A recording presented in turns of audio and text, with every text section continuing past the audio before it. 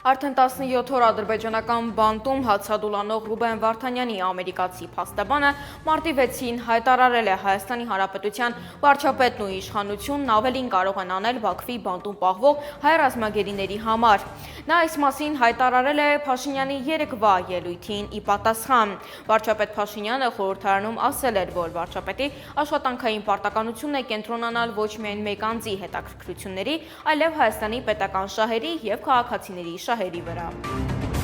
Հայաստանի նկատմամբ ՀԱՊԿ պարտավորությունները մնում են ուժի մեջ։ Մարտի 6-ին այս մասին հայտարարել է ՀԱՊԿ գլխավոր քարտուղար Իմանգալի Տասմագամբետովը, նշելով, որ կազմակերպությունը կապեր է պահպանում Երևանի հետ։ Հայաստանի Հանրապետությունը մնում է դաշնակից եւ կազմակերպության պարտավորությունները երկրի նկատմամբ պահպանվում են։ Ինչ վերաբերում է ՀԱՊԿ-ի հետ համագործակցությունը վերսկսելու պատրաստակամության ազդակներին, ապա հարաբերությունների ձևաչափը չի փոխվել, մնում է նույնը, ասել է նա։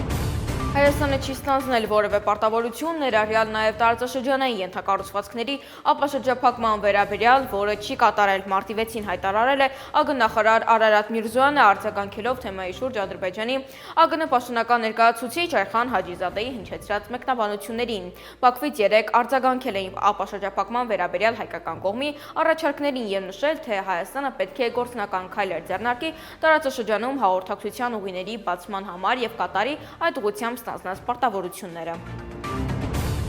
Ճանաչված գործարար Ֆրենկ Մքոթը երկուշաբթի հայտարարել է, թե Reddit-ի համահիմնադիր Ալեքսիս Օհանյանը միացել է TikTok-ի ամերիկյան մասնաճյուղը ձեռք բերելու իր հայտին որպես սոցիալական մեդիայում ոլորտում մասնագիտացած ռազմավարական խորհրդատու մարտի 5-ին հայտնել է Ամերիկայի ձայնը։ Օհանյանը համացանցում բիզնես գործունեության առաջամարտիկներից է, ով հիմնադրել է հայտնի Reddit հարթակը Վիրջինիայի համալսարանի իրսենյակակցի հետ։ Համացանցում հազարավոր դիտումներ է հավաքել հայ երիտասարդի պատրաստած տեսանյութը Հայաստանի Հանրապետության Բերթավան գյուղի մասին, որը գտնվում է Ադրբեջանի հետ սահմանին, պատմելով տարածքի հայկականության ու պատմականության մասին։ Տղան դիտորդներին ցույց է տալիս նաև 6-րդ դարից մինչև օրս պահպանված խաչքար։ Мы приехали в село на границе с Азербайджаном. В Бертаване есть огромное количество армянского исторического наследия, уходящее вглубь веков. В селе есть даже хачкар 6 века. В паре метрах от границы находится Бертаванская крепость 11 века. Мы не можем многое показать, исходя из соображений безопасности, но хотим сказать, что наши предки оставили нам огромное количество исторических памятников культуры, а многие из нас либо не знают про эти места, либо придя сюда, пытаются увековечить свое имя на стенах крепости, занимаясь вандализмом. Прошу вас в очередной раз не делать этого. Мы, как всегда, взяли с собой пакеты, чтобы убрать мусор, который совершенно случайным образом